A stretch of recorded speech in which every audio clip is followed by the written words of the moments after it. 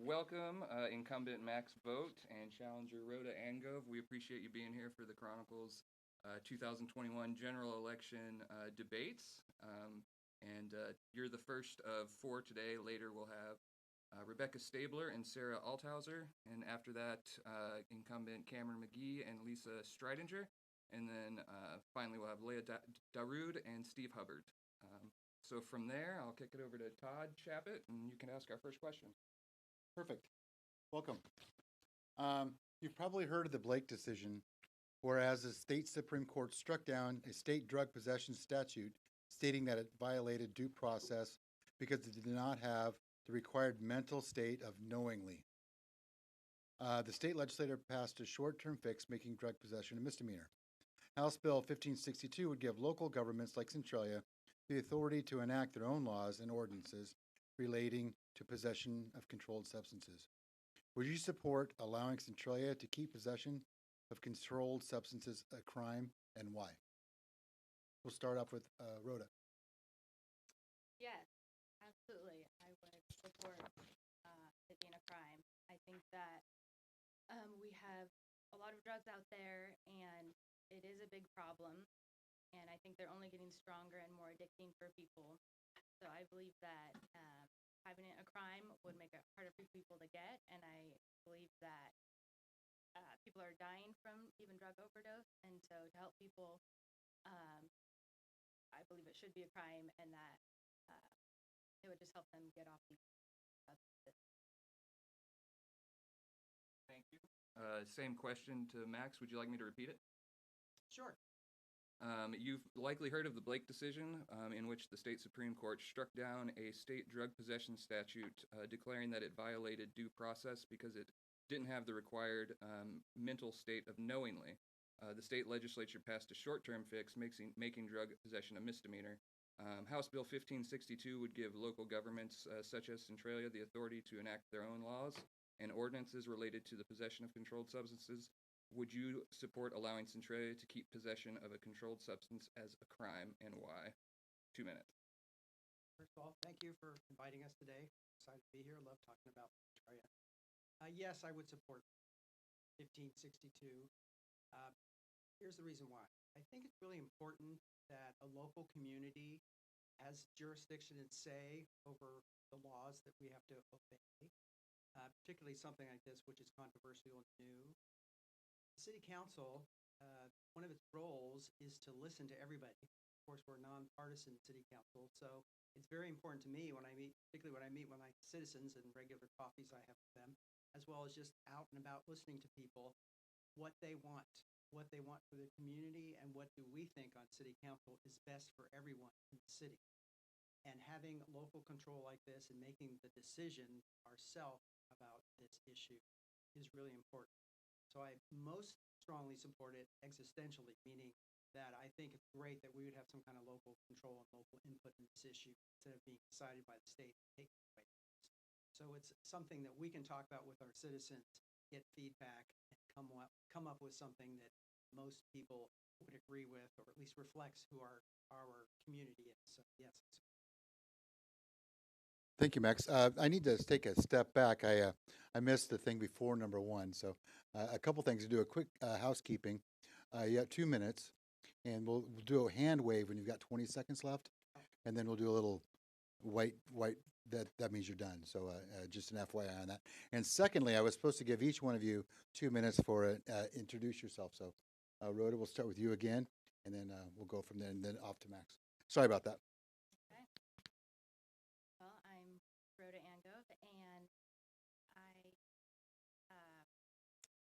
the top question I get from everyone is, why are you running for city council? Why would you get involved in politics? And I just get that question all the time, and I would have to say that the main thing is I have just seen the state of even our country on a national level, what's going on, and just feeling kind of helpless of like, what can I do to help out? And I really came to the conclusion that everything really starts at the local level. And I was like, well, what can I do? Okay, city council coming up, maybe I could run for that. Like that's in my wheelhouse. And I think that it's just all about getting involved, and that's where you see the change locally, and that affects even a nation if concerned citizens get involved. And that's really all I am. I'm just another concerned citizen with what's going on in our community to preserve this awesome community we have, keep it a great family-friendly place, a great place to raise kids, and that is the main reason I decided to run. And Max? Okay, so there's two main reasons I'm running for re-election. It's a pretty important election in that we could possibly have 5 new city councilors this term. I don't think we'll have that many, but it's certainly possible. And what that would mean is we would have 2 councilors left who only have 2 years of experience. So experience is very important to me on city council, which I've learned. It takes 2 years to kind of learn the city council job and 4 years, in my opinion, to learn the mayor. So I've been on city council for 6 years. I haven't missed a meeting in 6 years or a workshop. I've gone through 4 budget processes, actually 5 with the biennium. I've been through at least 4 audits. I don't know how many executive sessions. Executive sessions are when we meet in private. The government allows us to meet in private for certain issues. And these can be long, grueling hours late into the night, and you have to be present and conscious and with great attitude. And we go over and deal with labor negotiations, real estate transactions, which is my expertise, as well as any possible litigation. I've also been through 2 5-year strategic plans, as well as pretty much anything that can happen in the city, different kinds of economies from beginning to now. And the second major reason with my experience is the immense growth that we're about to experience here in Centralia. Developments, businesses moving here, and my love and my expertise in my life has been real estate. And I want to be a part of that, helping to guide us and lead us through that as part of the city council as we develop the structure. Thank you, Max. Okay. All right. Question 2. Now that we've cleared up the background, sorry about that. Item number 2, we'll go with you, Max. All individuals have a past history in their personal and professional lives. Before you entered the public life, is there anything you wanted, before you enter the public life, is there anything you want your constituents or potential constituents to know about you and or your path? Good question. I've been asked that. What I want them to know about me is how community-oriented I am. People may not know this because I've been in business my whole life and owned a business here in Centralia since 1996. Lived in those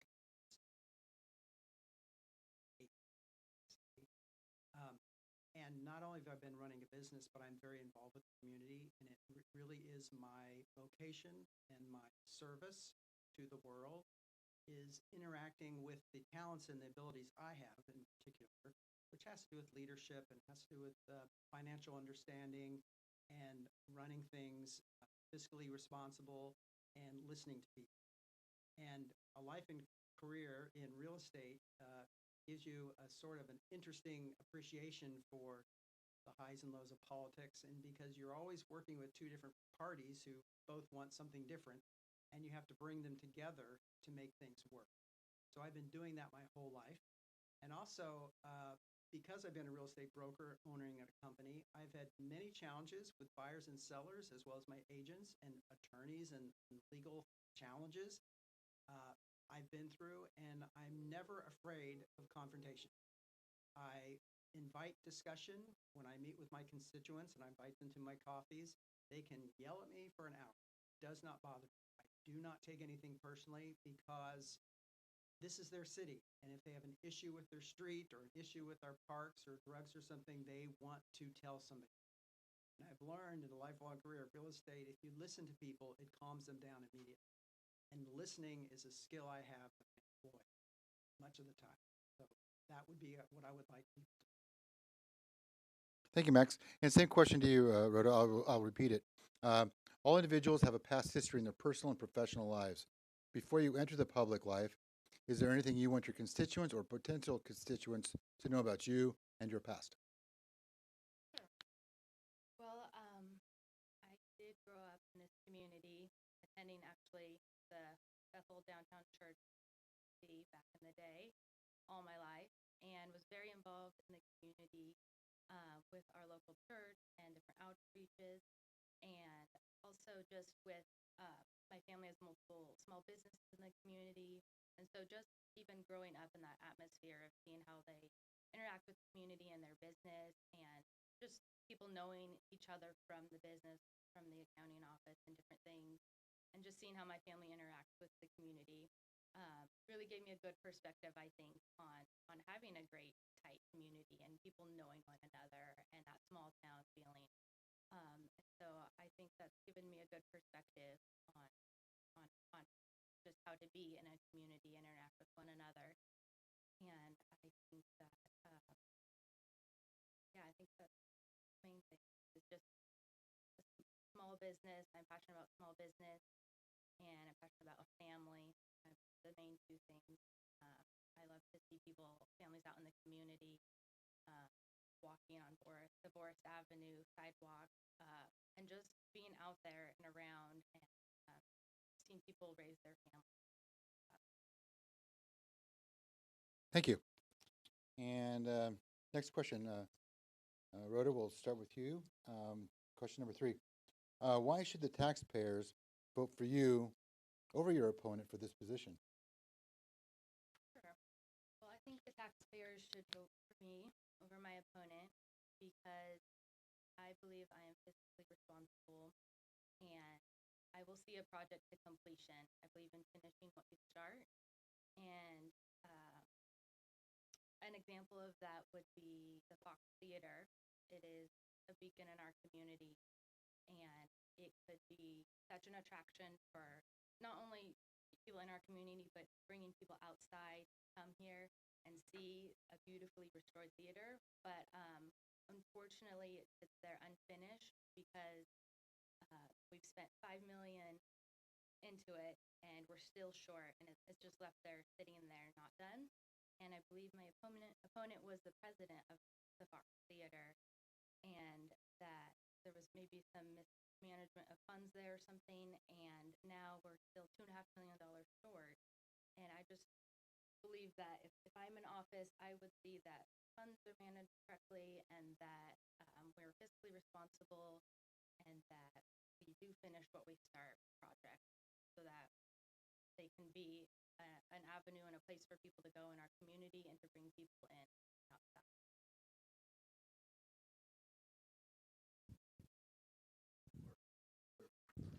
Yeah, the mic right there in the middle. You guys can pass that back and forth if you want. Right, yeah, a little bit better. Oh, okay. Oh, okay. Is it on, Franklin? Thank you, Rhoda. Sorry about that. Does And that help, or should I hold it? either way should be fine. Okay. So the same question to you, Max. Why should the taxpayer vote for you over your opponent for this position? Well, I don't know why they should vote for me over my opponent. Don't know that much about her, but what she just said. But I do want to make some corrections. I've never was president of the Fox Theater. I was on the board for 13 years. And so people understand the Fox Theater was run completely by volunteers. Nobody made a dime from the Fox Theater except Scott Stollers, who was hired as an executive director right before COVID to hopefully begin running operations of the theater. He was the only person who was paid. Scott White, who was the president for years, donated his entire expertise, his entire life to the Fox Theater, making this happen. It's a community-funded theater. We need the community to get behind it because we want to have what it has to offer, and it will be a nonprofit community theater in the future. The city did grant $1 million being paid off by LTAC funds for the Fox to continue it. It does need about $2 to $2.5 million to finish. It's continuing. I'm no longer on the board, but it's continuing, and we're going to continue to invite the community to invest in it because it's a community-owned, basically, and a wonderful asset to our city to have that completed. But there's no mismanagement of funds because funds came from all donations, including much from myself and any of the other people who've worked on the Fox for years and years. The city council, there's 6 years I have been on it, has been very fiscally responsible. We really haven't had hardly any tax increases. Of course, the taxes on your homes comes from the county, doesn't come from the city. The only thing that's changed a little bit is the 1% that we are allowed to take every year by law, which is about $7,000. We sometimes, I don't think we've taken it every time, but the city council has voted to do that. But we are very fiscally responsible. Our audits have been excellent over the years, no problems, and I'm proud of the fiscally conservative way that we've run the city. Thank you, Max. All right, next question, question number 4. Actually, I'm going to stay with you, Max, on this one. So, question 4. Each year, local governments may choose to increase their local property tax levy by the lesser of 1% or the implicit price deflator. The local government can vote to increase the property tax levy, vote not to increase the property tax levy, and not bank the increase for future need, or vote to not increase the property tax levy and bank the increase to be taxed at a later time if needed. So you are a Centralia City Council member. Can you tell us what your vote would be and why? Yeah, so sounds a little bit complicated, doesn't it? And the city councilors kind of have to learn this one themselves. So I'm pretty sure since I've been on city council, we've either voted to increase it or voted to bank it.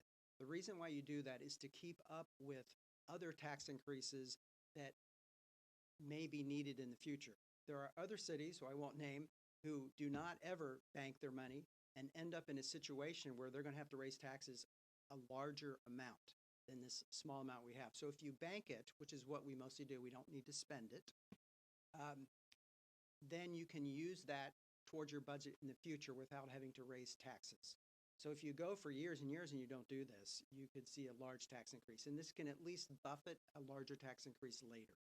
It's, as I say, it's very small. I think it's $7,000, $8,000 overall. And that's really the only taxes that I can think of that we've raised or even had jurisdiction over raising since I've been on city. Thank you, Max. And Rhoda, same question to you. I'm going to reread it because there's a lot of words there. Each year, local governments may choose to increase their local property tax levy by the lesser of 1% or the implicit price deflator. The local government can vote to increase property tax levy, vote to not increase property tax levy and not bank the increase for future need, or vote to not increase property tax levy and bank the increase to be taxed at a later time if needed. If you were a Centralia City Council member, what would your decision be and why? Good question. I would vote to not raise taxes. I would vote to not raise taxes and bank it for a later date, but only if needed.